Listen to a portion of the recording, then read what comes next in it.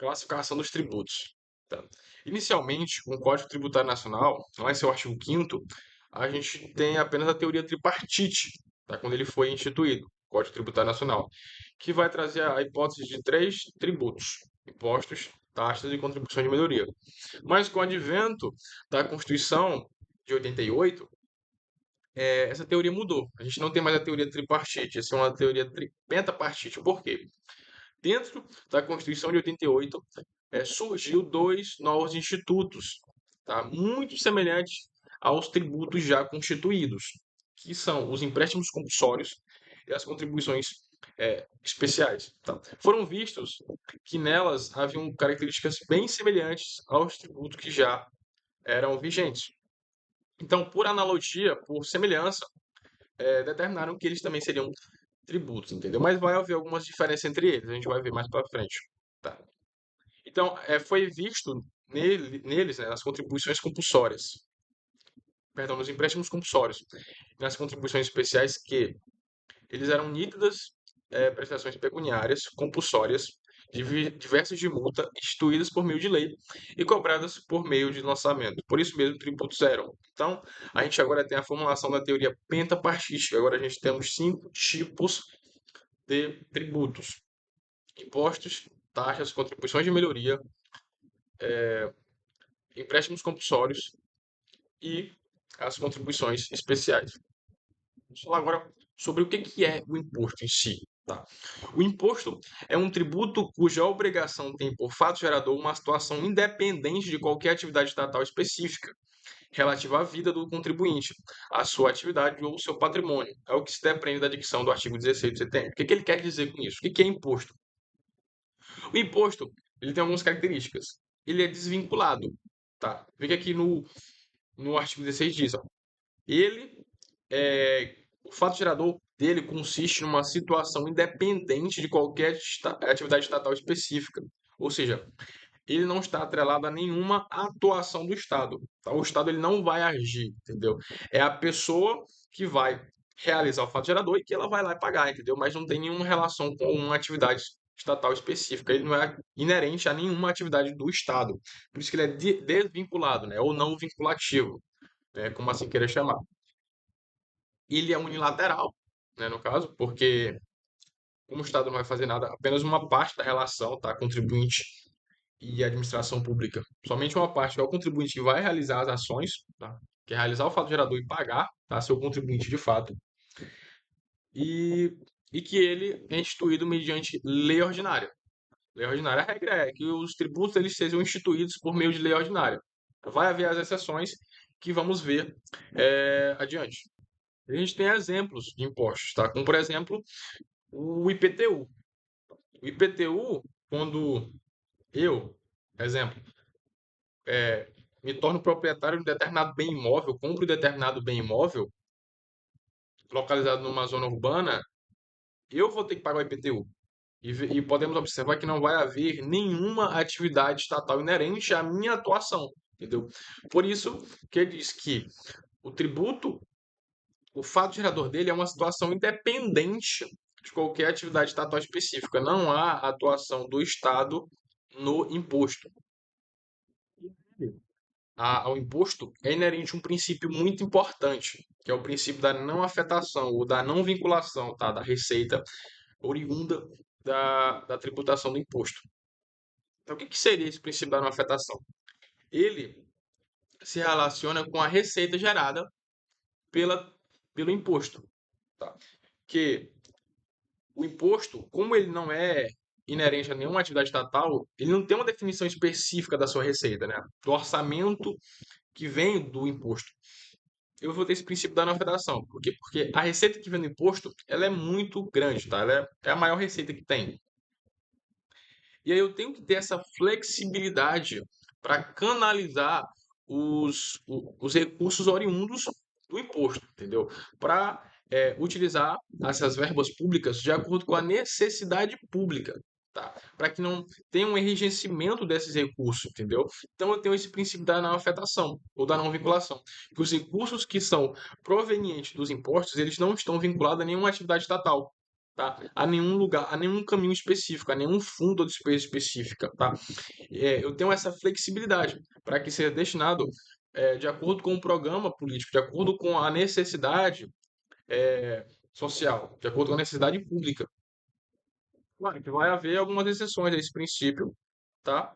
Que é a questão de ele ser usado, de ser direcionado parte dele para a manutenção, tá, do ensino, para a saúde, para a repartição entre os entes políticos, né, por exemplo, os estados e os municípios, tá? Até porque a União ela detém a maior parte, a maior quantidade de impostos, tá?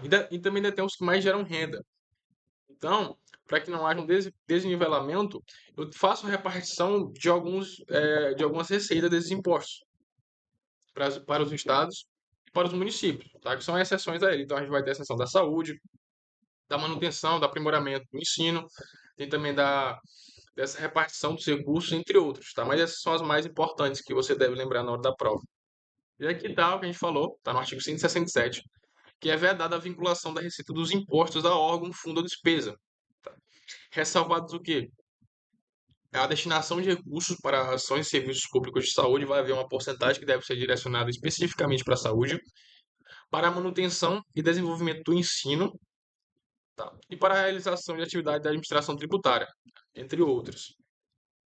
Sobre a formalidade dos tributos, é importante a gente lembrar que a regra é que para a instituição de tributo ela seja instituída por meio de lei ordinária, tá? Todavia, não obstante, vai haver casos em que o tributo ele vai ser instituído necessariamente por lei complementar. Tá? E por que é importante isso? Porque se o tributo ele exigir lei complementar, só é mediante lei complementar. Mas caso não, tá? Ou seja, vai ser por meio de lei ordinária, vai seguir a regra. Os tributos que estão alinhados com a regra geral de ser por meio de lei ordinária, eles podem ser submetidos à medida provisória.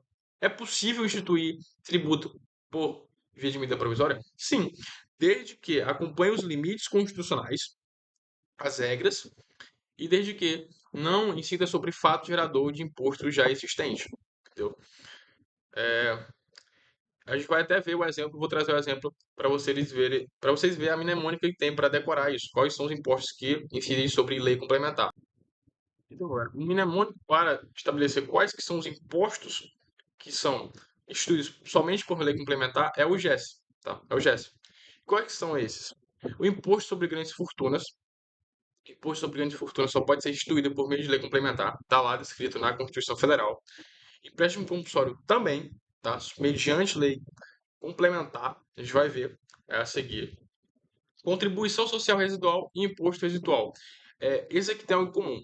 O quê? É possível instituir imposto que não esteja previsto na Constituição Federal? Sim, é possível, desde que atenda os limites constitucionais, princípios, as regras constitucionais de instituir um tributo.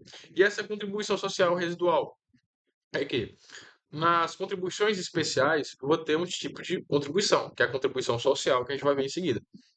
Só que será possível criar uma contribuição social não prevista? Sim, tá.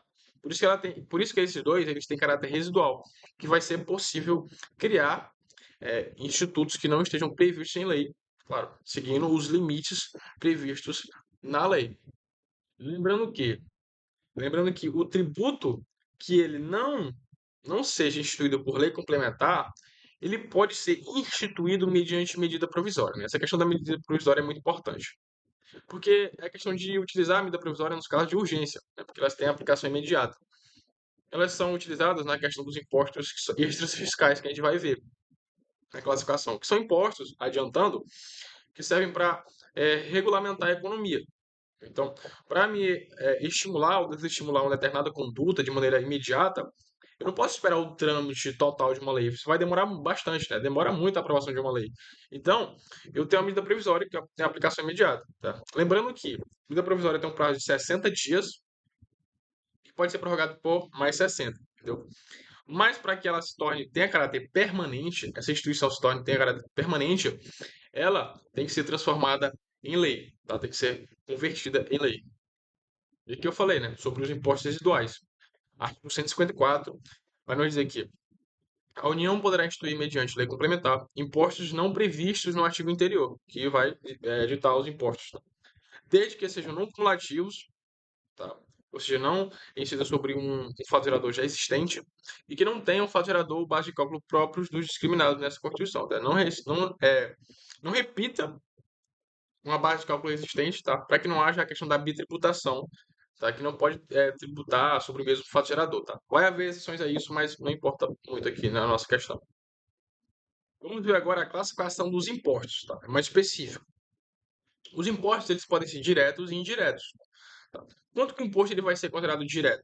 O imposto direto, galera, é aquele em que o bônus, a obrigação de, da carga econômica, a obrigação de pagar o tributo, ela é realizada diretamente pela pessoa que realizou o fato gerador. Como assim? Tá. Mas então eu vou só complementar o conceito. Eles incidem diretamente sobre renda, patrimônio e propriedade. Exemplo, o IPTU. O IPTU. A gente pega esse conceito, tá?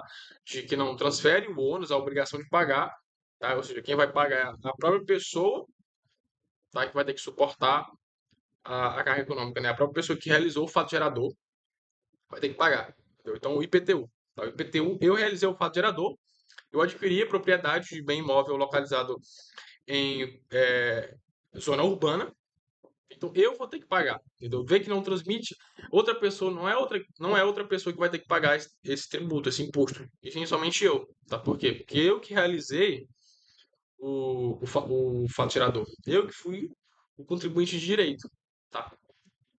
E é muito importante lembrar para que haja essa diferenciação, tá? E até a facilidade de entender que esses tributos, geralmente, eles recaem, né, os tributos diretos, eles recaem sobre renda, patrimônio e propriedade, como imposto de renda, IPTU, IPVA, ITBI, tá? E lembrando que nos impostos diretos eu vou levar em conta a capacidade contributiva. O que que é isso? É a capacidade do contribuinte de pagar o imposto, tá? Qual é a capacidade dele, né, de pagar, sem que interfira na sua economia, tá? No seu patrimônio. Entendeu? Por quê? Por exemplo, no imposto de renda, né? Imposto progressivo, e que quanto mais se tem, mais se paga, quanto menos se tem, menos se paga, né? Desde que tem até um limitezinho lá. Tá? Ou seja, vai haver momentos em que o contribuinte ele vai ter descontos no imposto de renda. Despesas médicas, gastos, entendeu? Então, ele vai levar em conta a capacidade do contribuinte. Tá? Eu vou fazer uma análise específica, né? Uma análise pessoal da pessoa para que haja o cálculo, entendeu? Da incidência do imposto. Preciso levar em conta essa capacidade contributiva dele, tá? Já o imposto indireto é diferente, ao contrário desse. O imposto indireto é quando o ônus, a obrigação de pagar o tributo, ela é diferente da pessoa que realizou o fato gerador, tá? A carga econômica, a pessoa que vai ter que pagar, é uma terceira pessoa, tá? Não é a pessoa que realizou o fato gerador, é uma outra pessoa, geralmente é o consumidor final, tá? Então, a pessoa que realiza o fato gerador dentro do imposto indireto é chamada de contribuinte de direito, tá? E a pessoa que paga de fato, né, contribuinte de fato, a pessoa que paga realmente o tributo é chamada contribuinte de fato, tá? E eles recaem sobre consumo, circulação de mercadorias e também prestação de serviços, tá? Exemplo, ICMS, o IPI, o ISS, tá? Exemplo, o IPI, Imposto sobre Propriedade sobre a Produção de Industrializados. Tá? A indústria, ela cria, o produto, mas quem é que paga de fato o imposto? É o consumidor, tá? É o contribuinte de fato. A indústria, ela vai meio que recolher o imposto. Entendeu? Ela realizou o fato gerador, que é o produto industrializado, só que quem vai pagar, tá? Porque vai estar já imputado no produto. Quando você vai no comércio e compra lá, o tributo, o imposto, ele já está lá computado, entendeu? Aí meio que o comércio, a indústria, ela vai apenas recolher o que foi pago. Mais uma classificação dos impostos, tá? Eles podem ser pessoais ou reais. Os impostos pessoais são os impostos que incidem sobre a pessoa. Como assim? Eu vou levar em conta a capacidade contributiva que eu expliquei anteriormente. E eu vou levar em conta a sua capacidade de pagar os seus descontos inerentes a alguma atividade sua, tá? Gastos, tá? Eu vou levar em conta as condições particulares do contribuinte, ou seja, aquelas qualidades pessoais e juridicamente qualificadas do sujeito passivo da obrigação tributária. Então, ele tem um caráter subjetivo. Exemplo, o imposto sobre a renda. O imposto sobre a renda vai ser computado sobre a sua incidência os gastos médicos. Tá? Eu vou ter descontos que a pessoa ela vai realizar determinados atos em que vai descontar sobre esse imposto sobre a renda.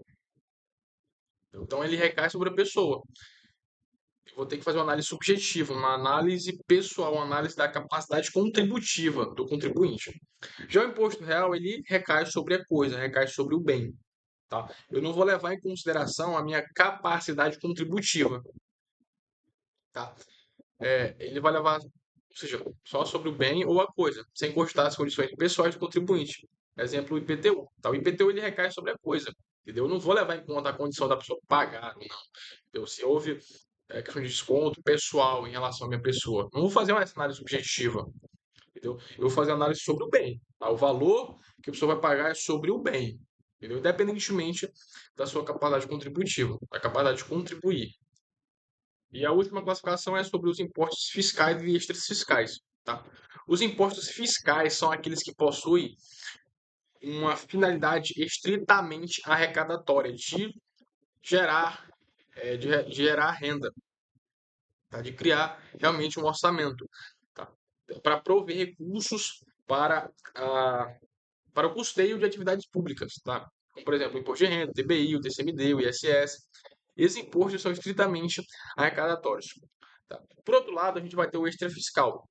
O extrafiscal são impostos que têm a finalidade de regulamentar a economia, de regulamentar o mercado, tá? De ser utilizado para estimular ou desestimular uma determinada conduta. Tá? A exemplo, temos o imposto sobre importação. Tá? Eu elevo a alíquota do imposto de importação para proteger o mercado interno, para as pessoas observarem mais o mercado interno, tá? Darem preferência para o mercado interno. Vê que eu estou estimulando a compra do mercado interno, estou desestimulando a importação, tá? Eu também posso tratar de desestimular determinadas condutas, sei lá, nocivas à saúde.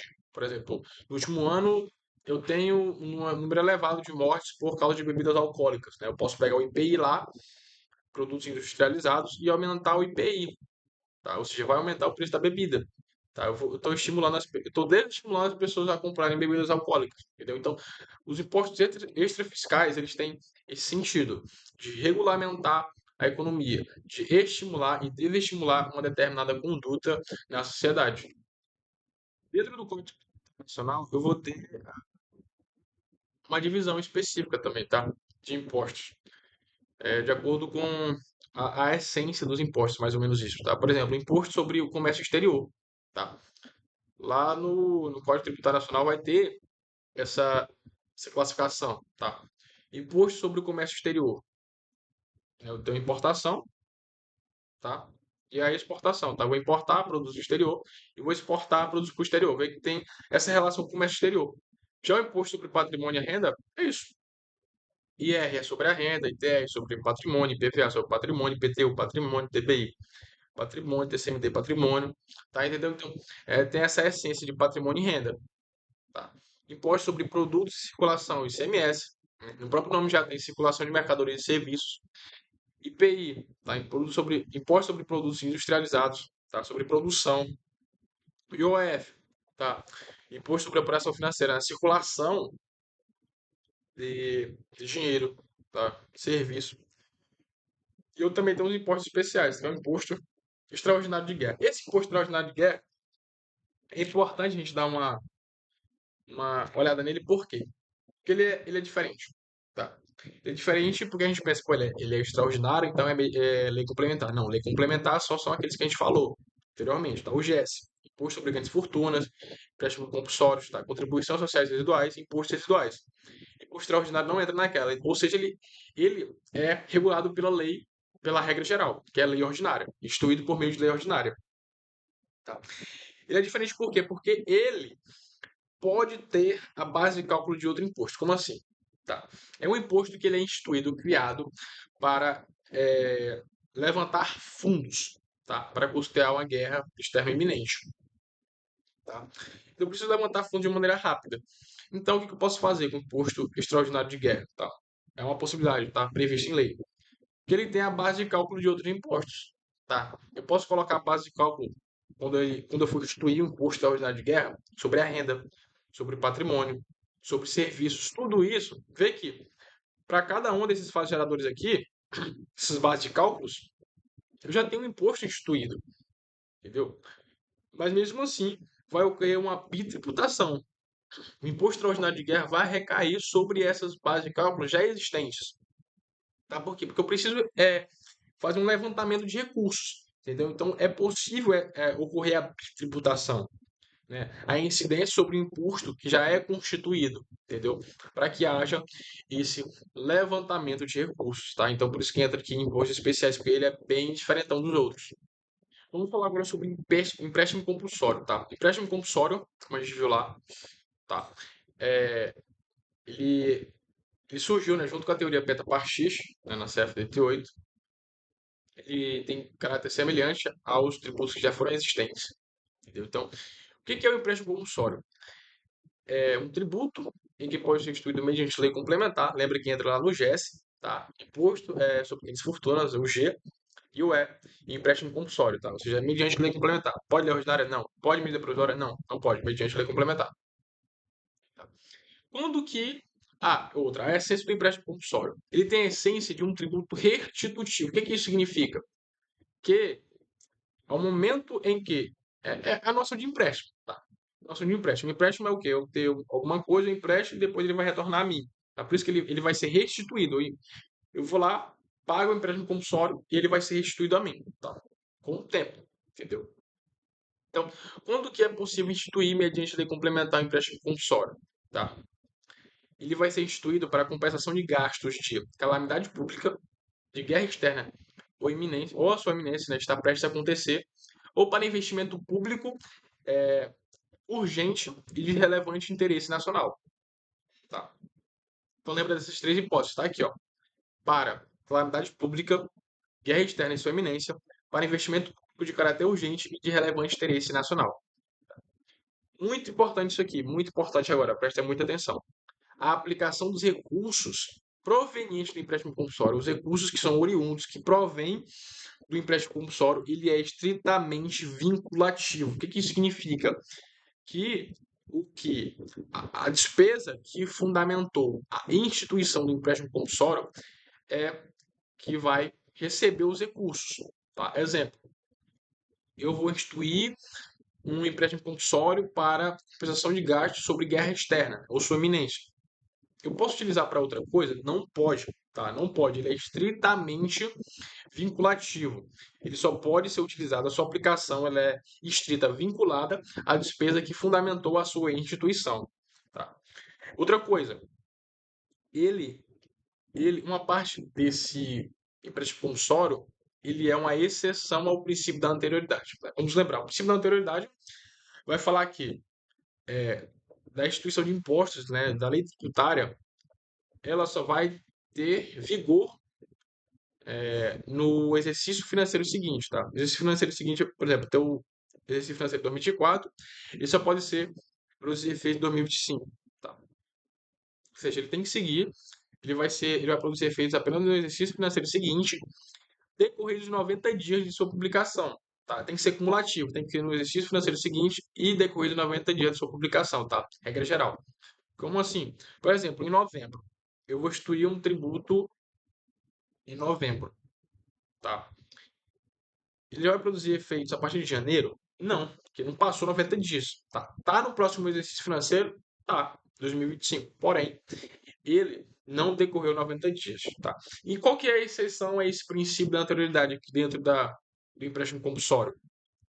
É que para que para despesa, tá, de guerra externa iminente, de calamidade pública, eu não tenho que esperar o próximo exercício financeiro. Eu não tenho que esperar 90 dias, tá? É que é urgente, eu tenho uma crise, eu tô tendo uma calamidade, entendeu? Eu tô tendo uma calamidade, tô tendo uma guerra.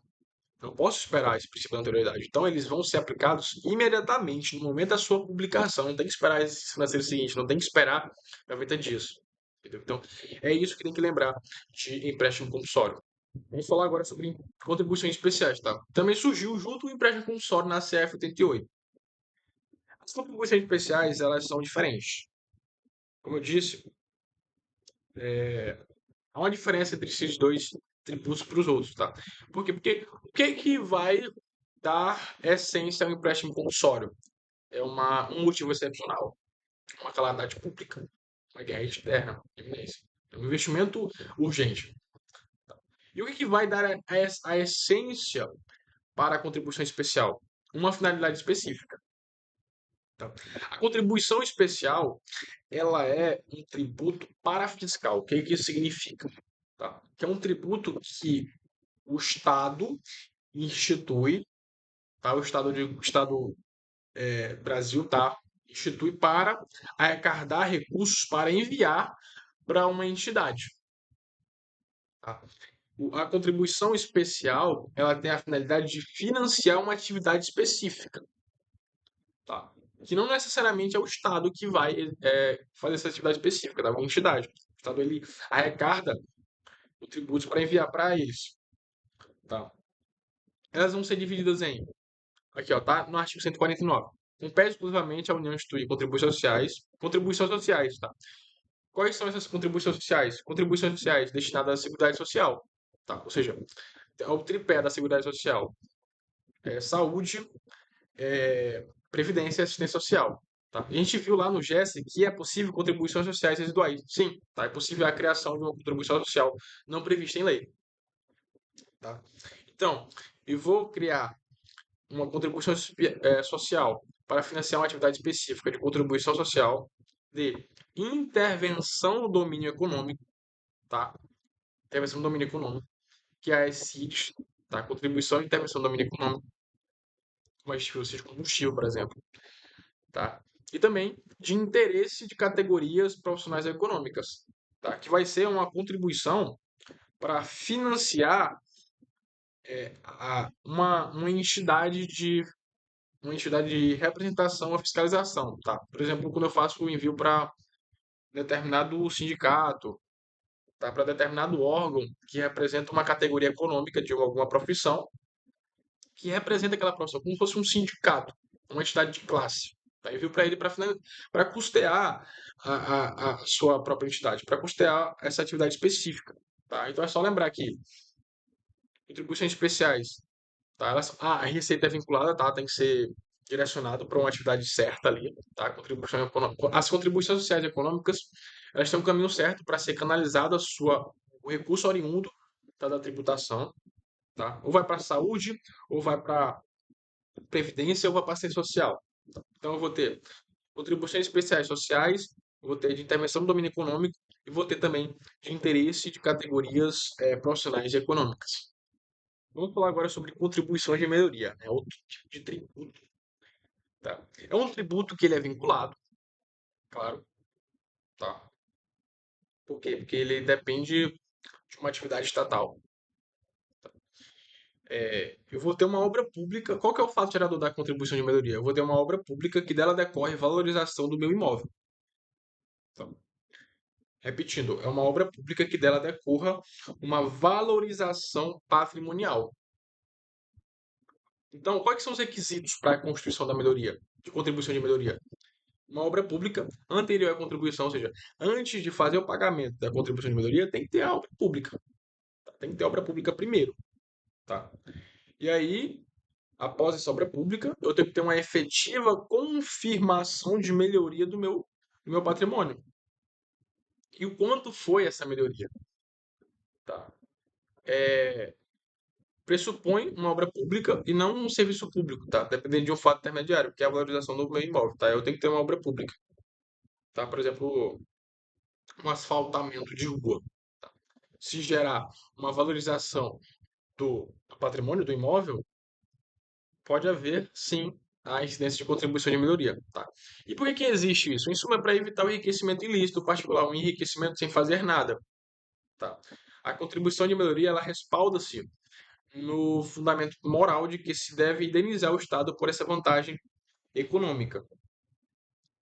A contribuição de melhoria, ela é de competência comum, tá? Ou seja, os estados, o Distrito Federal e o município podem instituir, tá? Ou seja, todo mundo pode instituir contribuição de melhoria decorrente de obra pública, tá?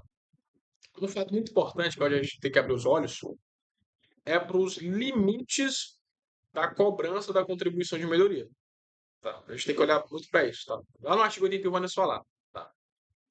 Tendo como limite total a despesa realizada. Exemplo, eu vou asfaltar uma rua, tá? E aí, teve, né, a gente fez as pesquisas e tudo, e teve sim uma valorização do patrimônio, tá? Quanto que a gente pode cobrar? Aí é que tá. A gente vai ter dois tipos de limites no que concerne a contribuição de melhoria: o limite total, o global, e o limite individual. O limite total global é o limite total da despesa. Se para asfaltar aquela rua foram gastos 3 milhões, eu não posso fazer uma cobrança de 5 milhões.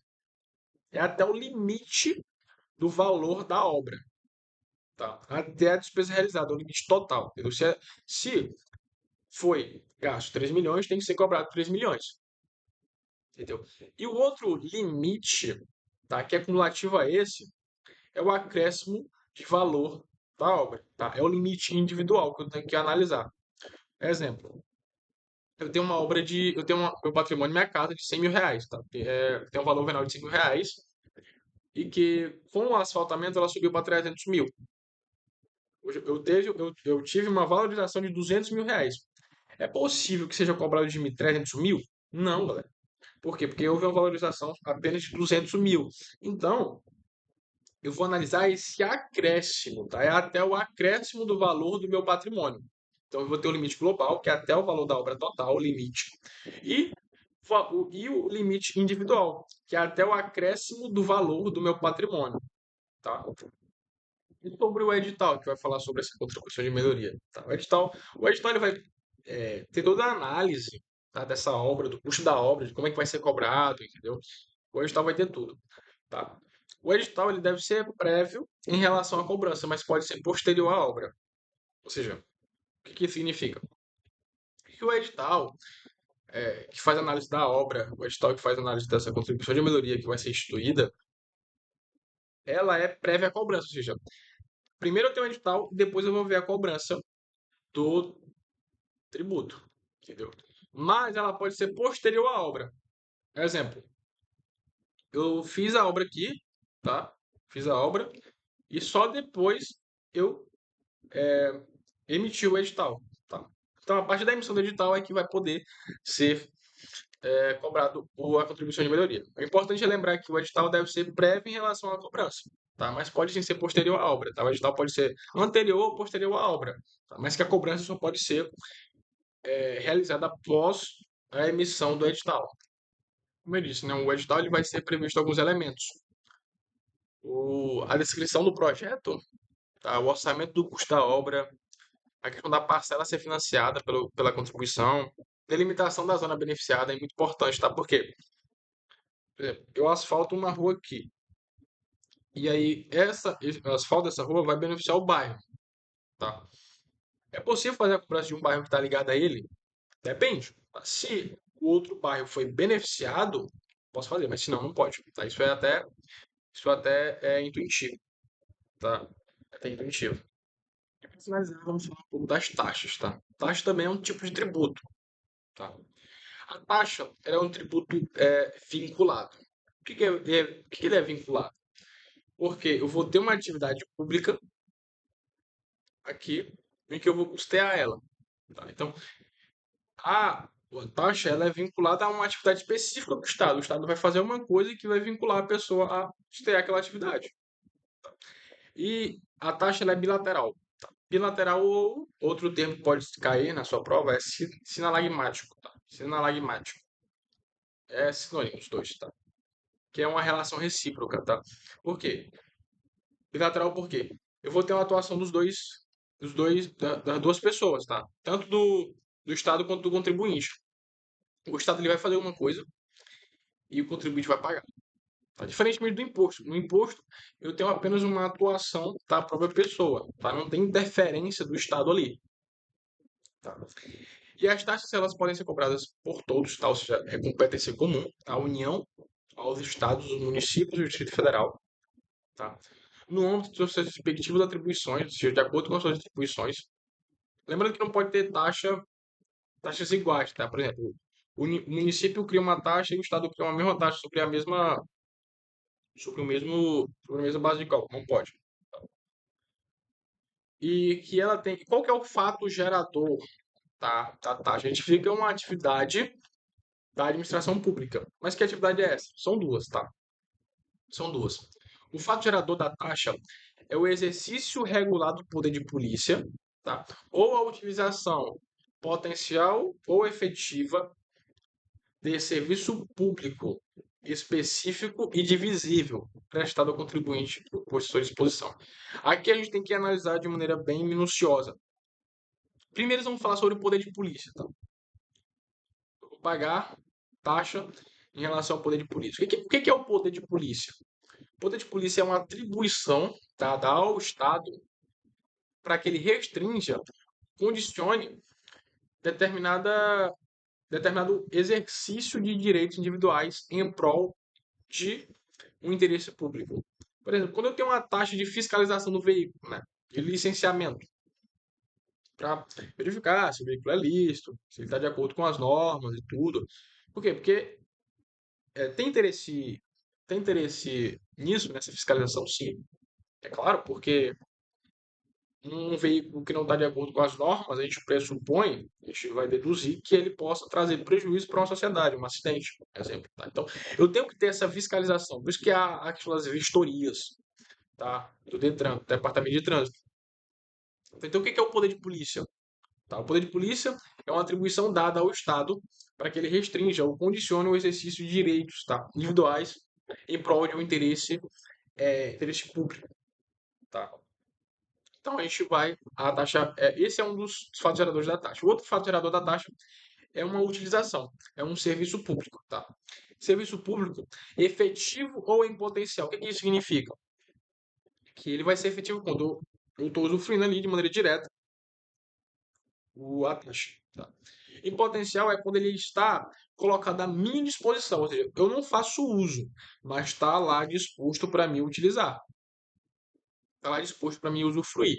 Entendeu? Ah, mas por que cobra taxa disso? Porque, claro, eu tenho que manter em funcionamento. Tá? Por exemplo, eu posso precisar de alguma coisa, alguma atividade específica do Estado, e que não tem como ele, de uma maneira abrupta, de uma maneira inesperada, dar um jeito lá. Entendeu? Não tem como. Então, tem que estar mantendo, tem que ter essa manutenção daquela atividade pública.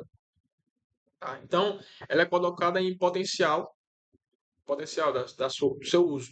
Entendeu? Então, a taxa por serviço público ela pode ser potencial ou efetiva. Tá? E ela tem que ser específica e divisível. Tá? Específica por quê? Tá? Específica pela questão de eu poder determinar quem está utilizando, quem está usufruindo desse serviço público. Tá? Por isso que ela é específica. Quem está usufruindo do serviço público. Tá? Eu posso determinar individualmente quem está se utilizando. Tá? E divisível por quê? Porque eu vou poder fazer uma análise separada, tá? De quem se está utilizando. Ou seja, eu posso medir, posso quantificar o quanto a pessoa se beneficiou. Tá? Por isso que é a súmula 41 do STF, que vai tratar da iluminação pública, tá? Que a iluminação pública ela não pode ser remunerada mediante taxa. É um serviço público, tá? Colocado à sua disposição, efetivo ou potencial, tá? Mas ele é específico. Eu posso determinar individualmente quem que vai utilizar. Por exemplo, essa questão da taxa de iluminação. Passam dezenas, centenas de pessoas na rua. Eu não posso determinar de maneira individual quem está utilizando. Eu nem posso quantificar o quanto aquela pessoa se beneficiou quando aquela pessoa se beneficiou da iluminação pública, tá? Diferentemente da água, por exemplo, a água, tá? A água que ela é provida por, sei lá, por um ente político, tá? Pelo município. Eu tenho um hidrômetro, tá? Em cada casa, então, ou seja, eu posso determinar quem utiliza o serviço público. E eu posso também, a partir do hidrômetro, quantificar o quanto a pessoa se beneficiou daquele serviço público. Por isso que ele é específico e divisível, tá? Tem que ser, o serviço tem que ser cumulativo, tá? Tem que ser específico e divisível ao mesmo tempo, tá? Lembrando que a taxa ela tem competência comum, ou seja, todos os entes podem cobrar taxa, tá? Desde que o serviço seja prestado por ele, tá? Tanto de serviço público quanto também de poder de polícia. Lembrando que, lembrando que a taxa ela segue a regra geral, tá? Ou seja, ela vai ser instituída por lei. Lei qual lei? Lei ordinária também. Poder de polícia, né? A gente falou, a atribuição dada ao Estado, conferida a ele para restringir ou condicionar determinado exercício de direitos em prol do interesse público, tá? Mas como é que funciona isso? Eu vou condicionar ou restringir determinados direitos em virtude de segurança, de higiene, de ordem, de costumes, de disciplina, tá? Exemplo daquela fiscalização sanitária, tá? Eu vou restringir um direito, por exemplo, eu vou fechar uma propriedade, tá? Um direito individual de propriedade ali, em prol de um interesse geral, entendeu? Fazer uma fiscalização sanitária ali, tá? Por quê? Por exemplo, esses açougues aí. Esses açougues, eles podem causar diversas doenças na população de determinada cidade, de determinado município. Então, eu vou limitar, condicionar ou restringir determinado interesse individual em prol do interesse público, tá? Para que não vá contra os bons costumes, que não vá contra a higiene, para que não vá contra a segurança, tá? Contra e com isso eu vou poder disciplinar a atuação das pessoas, poder disciplinar a produção e o mercado, tá? O exercício de atividades econômicas específicas. Então, vai haver essas atividades, algumas atividades, elas vão ser dependentes de autorização do poder público para funcionar. Por quê? Porque se elas forem executadas de maneira desregular, podem causar prejuízos ao interesse público, às pessoas. Por exemplo, eu tenho uma taxa de controle e fiscalização ambiental, né? Eu vou instituir uma empresa, construir uma empresa que vai se utilizar de recursos naturais, ou seja, vai se utilizar do ambiente. Eu tenho que ter esse controle. Por quê? Porque essa empresa não pode sair utilizando de maneira insustentável os recursos naturais. Isso pode causar prejuízos ao interesse público. Então, eu vou taxar aquilo, vou fazer um controle, uma fiscalização, o exercício do poder de polícia em prol da sociedade, em prol do interesse público. E para finalizar essa parte teórica, vamos falar agora um pouco sobre a diferença entre taxa e tarifa. Tá? Quanto à natureza jurídica, tá? A taxa ela é um tributo, como a gente sabe, tá? Ela adentra naquela teoria da teoria beta partite. Ela é um tributo, é uma espécie de prestação pecuniária compulsória, tá? Instituída por meio de lei, né? Em moeda, ou que nela possa exprimir, cobrada mediante atividade plenamente vinculada. Então, ela tem natureza tributária. Já a tarifa não, a tarifa é um preço público. Como assim um preço público? Eu vou ter um serviço público que vai ser realizado por uma empresa privada, entendeu? Então, essa empresa privada, para custear o seu, a sua atividade, ela vai cobrar tarifa. Tá? Fundamento legal ou contratual. Tá? O fundamento da taxa, a taxa é instituída por meio de lei, tá? Lei ordinária. Já a tarifa, ela vai ser estabelecida por contrato ou regulamento. Né? Exemplo da tarifa de pedágio. Vai ser cobrada uma tarifa para que seja mantida o pedágio lá, para que seja mantida a qualidade das vias de, de mobilização. Entendeu? Então, vai ser estabelecido no contrato com a administração pública, na empresa privada, o concessionário de serviço vai estabelecer as normas do contrato e que vai trabalhar a ideia da tarifa, tá? Quantidade, né, o percentual, obrigatoriedade de pagamento. A taxa, ela é compulsória, né? Como a gente já viu, que tá dentro da natureza de tributo, ela é compulsória, tá? Devido mesmo sem uso efetivo de serviço. Então, ou seja, eu vou pagar mesmo que eu não utilize o serviço, tá? Tal que tá lá, ó. taxa tem como fato gerador o serviço público, que sua utilização seja em potencial ou efetiva, tá? Efetiva quando eu tenho uso direto. É potencial é quando é colocado à minha disposição. Então, eu usando ou não, tá? Mas que esteja à minha disposição, eu tenho que pagar a taxa.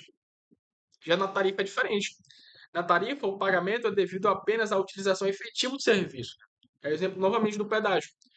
Preciso pagar pedágio? Não. Eu posso dar meia volta e tentar ir por outro caminho, mas não vou precisar pagar pedágio, tá? Finalidade.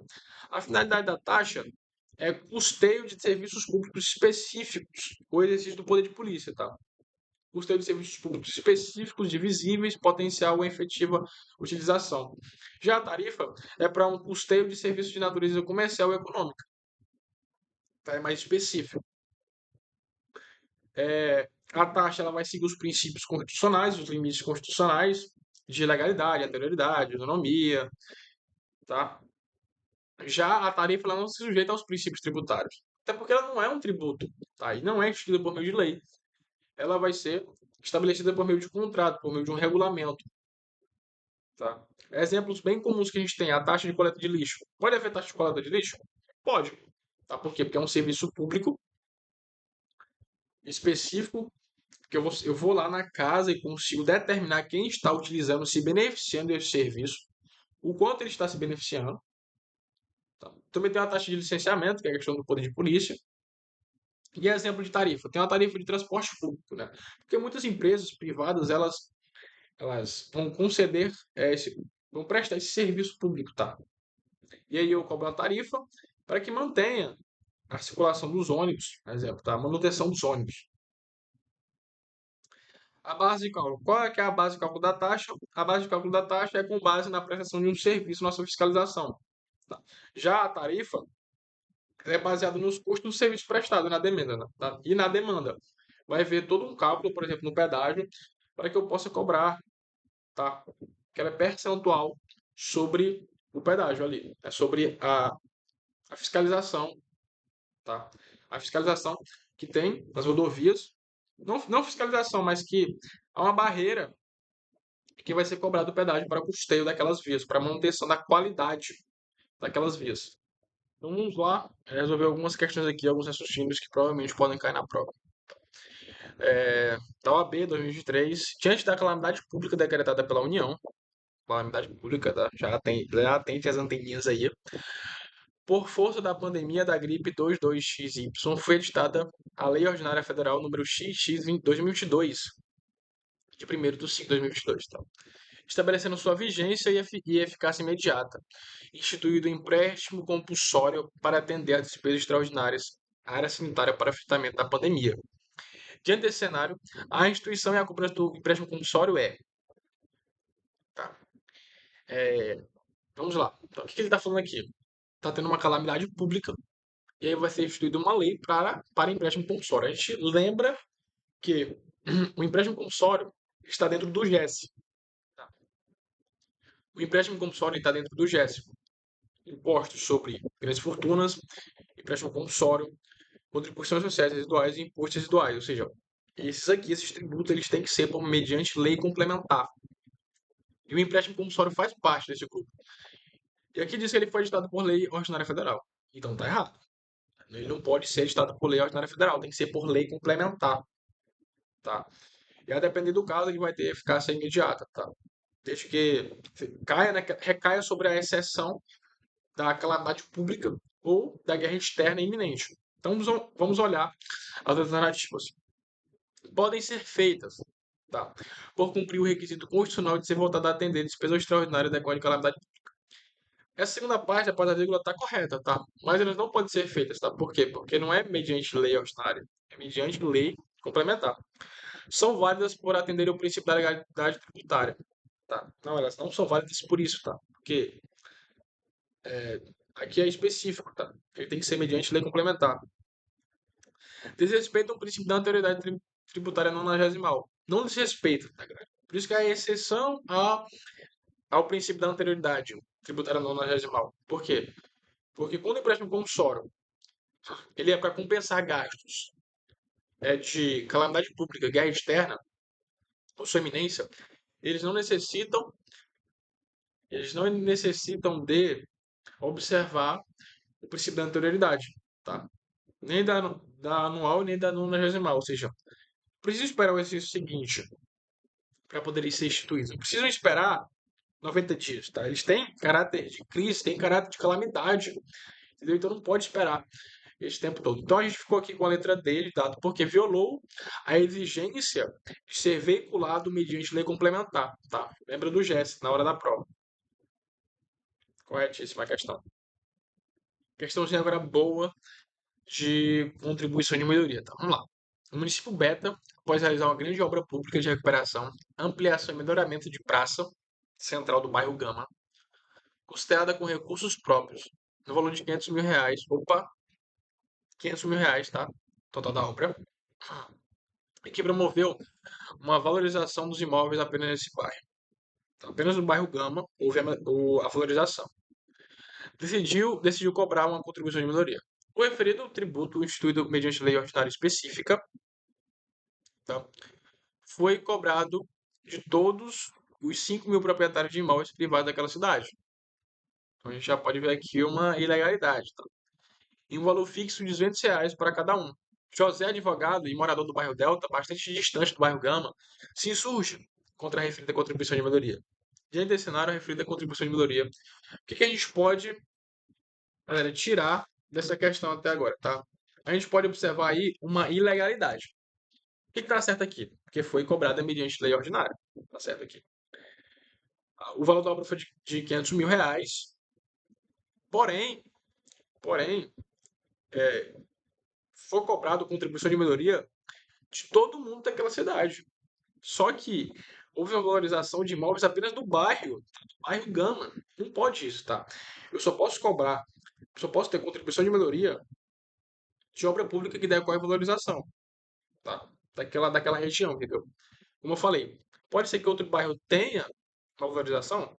Cara, se tiver valorização, aí eu posso cobrar contribuição de melhoria, mas senão não pode. Tá? Então eu não poderia cobrar de todas as pessoas daquela cidade. E foi cobrada no valor fixo de R$ 200 para cada um. Tá? Vê que a cobrança dentro da contribuição de melhoria ela é individual. Ou seja, porque eu tenho dois limites, né? Eu tenho o limite global, o limite total e o limite individual. O limite total é o valor da obra, R$ 500 mil.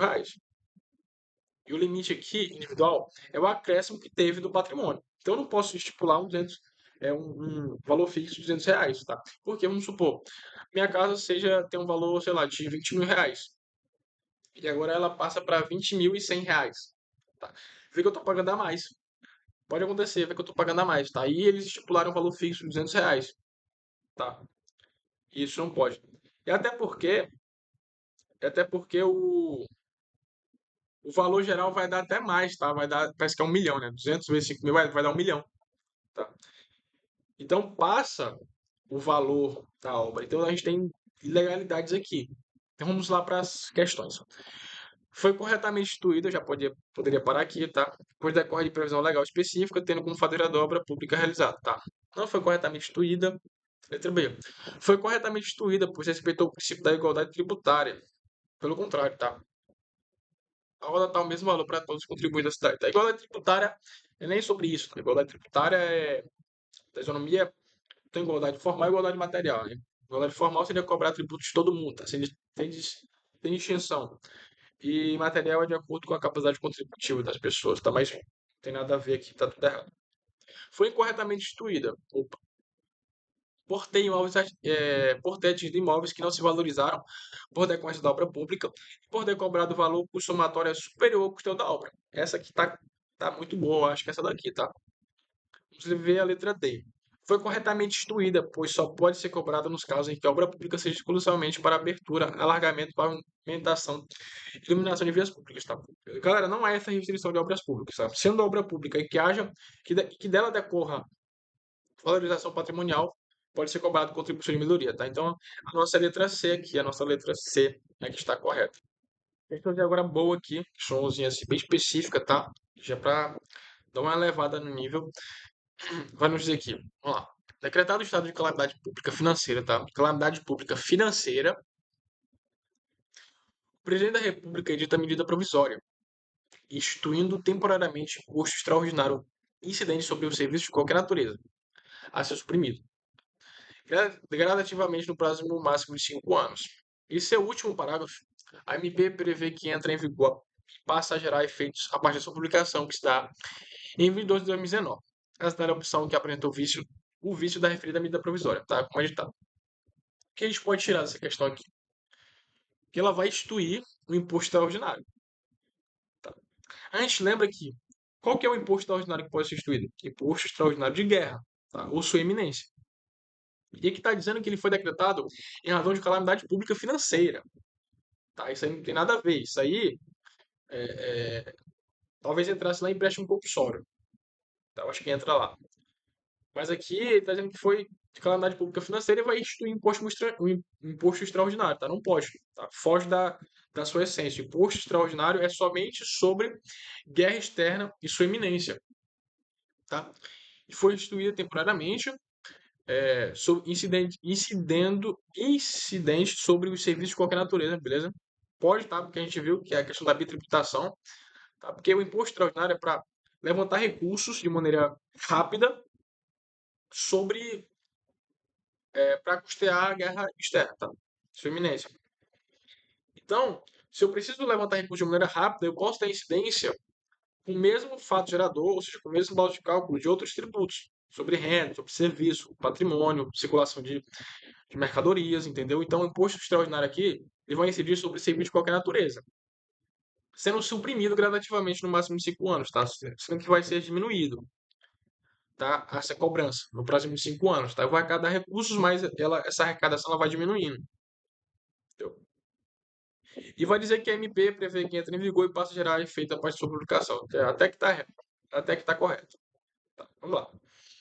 Assinar é a opção que apresenta o vício da referida medida provisória, tal como é editada. Além de complementar, e não uma MP, cabe instituir impostos extraordinários. Galera, errado. Tá? O imposto extraordinário é mediante lei ordinária, tá? E não lei complementar. Tá? E aqui tá certo, tá? Ele falou. Tá aqui. Ou seja, por quê? Por que tá errado essa letra A? Porque o imposto que não diz lá no artigo que vai ser cobrado mediante lei complementar, ou seja, ele recai sobre a regra geral, que é imposto que vai ser cobrado mediante lei ordinária, ele pode ser instituído por meio de medida provisória. Tá? Letra B. A instituição de imposto extraordinário só é permitida na iminência ou caso de guerra externa. Opa, acho que a gente encontrou a nossa correta. Vamos ver as outras. É vedado a União cobrar tributos do mesmo exercício financeiro em que haya sido publicada a lei que os instituiu ou aumentou. Tá correto, galera. Isso aqui tá correto. Porém, o imposto extraordinário, galera, é um imposto extraordinário. É sobre crise, sobre uma calamidade, sobre uma guerra, entendeu? Por isso que ela tá errada. Tá? Por isso que ele é uma exceção ao princípio da anterioridade. A referida MP viola a competência constitucional privativa dos municípios para instituir imposto sobre serviços de qualquer natureza. Não, tá, por que tá errado? Porque a gente viu que o imposto extraordinário, eu falei, né, durante a aula, que ele pode ser cobrado com base de cálculo de outros impostos já instituídos, tá?